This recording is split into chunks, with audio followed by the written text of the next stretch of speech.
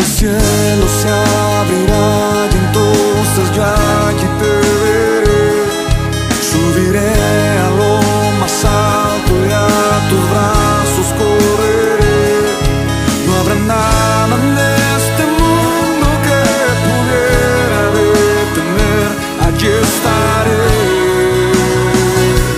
Y en esa nube de colores tus secretos yo sabré.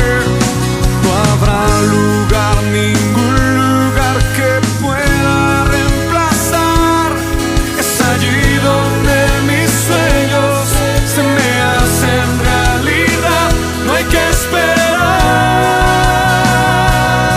No habrá nadie en este mundo que me pueda detener. En tu amor yo esperaré 1000 años, no sé, tal vez. Lo que sé, allí estaré. Sí, Señor. No está que la sonrisa se ha marchado, mis lágrimas caerán, mis lágrimas caerán.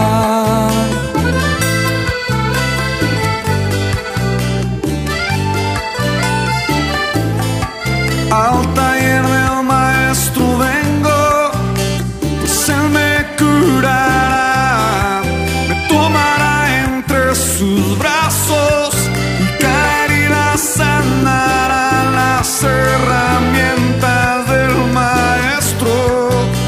Mi alma él remendará, martillo en mano y mucho fuego. Aunque me duela, ayudará a conocerlo y a entenderlo, a saber que nada merezco. ¿Para qué seguir riendo cuando siento que no estás? ¿Para qué quiero los mares si mi barco se hundirá?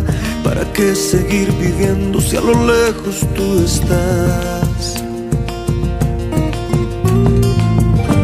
Que las fuerzas se me agotan y el día está por comenzar. Otro día en silencio el que acaba de pasar. Pasa y pasan los minutos en mi oscura soledad.